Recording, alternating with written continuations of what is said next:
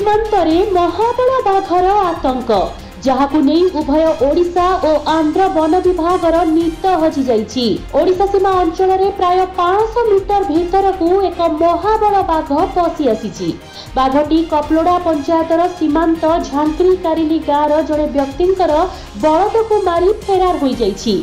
घटनार खबर पाइबा परे नारायणपाटना रेंजर ए.के. पाढ़ी समेत 5 जन फॉरेस्टर घटनास्थल को आसी तदंत आरंभ कर दिनजाक आंध्र जिलार पार्वतीपुरम वन अधिकारी मिसी गाँव में डेरा पकई बाघर गतिविधि उपरे नजर रखिथिले। तेबे गतकाली सकाळे पाखापाखि 10टा बेले खबर बिजुली बेगरे आखपाख गाँव में प्रचार हेबा परे चारिआडे आतंकर वातावरण सृष्टि होइछि। गाँ गाँव में बुली वन विभागर अधिकारी फॉरेस्ट गार्ड समस्तंकु सजग और सचेतन कराइबारे लागि पड़िछन्ति। सूचना मुताबक 3 दिन तले उक्त महाबल बाघटी सीमांतरे एक छेड़ी खाइथिबार सूचना मिलिथिला। एई महाबल बाघटी केउठारु आसीछि तार कोनोसी सठिक खबर वन विभाग पाखरे नथिबा बेले एहार तदंत करा जाउथिबा कहिसंती नारायणपाटना रेंजर ए.के. पाढ़ी। सेपटे बाघर गतिविधि को ठाप करने निमंते उभय आंध्र ओडिशा वन विभाग मिलित भावे ट्रैप कैमेरार व्यवस्था करथिबा बेले पार्वतीपुरम वन विभागर एक टाइगर एक्सपर्ट टीम सीमांतरे रही नजर रखिछन्ति। तेबे बाघटी पशि आसिथिबा घटनास्थल रे पाद चिन्ह तनखी जानिबाकु पाइछि वन विभाग।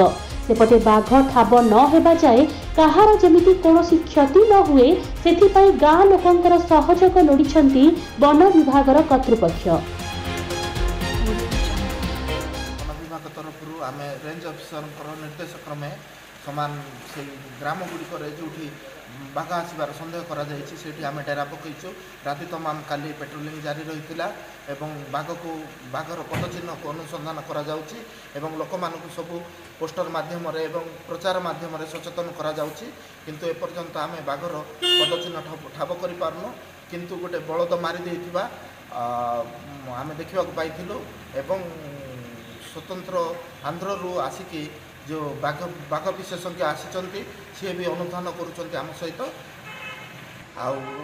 आंध्र सीमांत आंध्र कर्मचारी आंध्र वन विभाग कर्मचारी एवं आमर वन विभाग कर्मचारी माने समस्ते प्रचार करुँच सचेतन हो पेट्रोलिंग जारी रखिंट लोक मानक समस्ते बुझाऊँच एवं यही पदक्षेप बर्तमान बाघ ठाप लाणी सर बर्तमान बाघ ठाप कर आम किंतु आमर प्रयास जारी रही।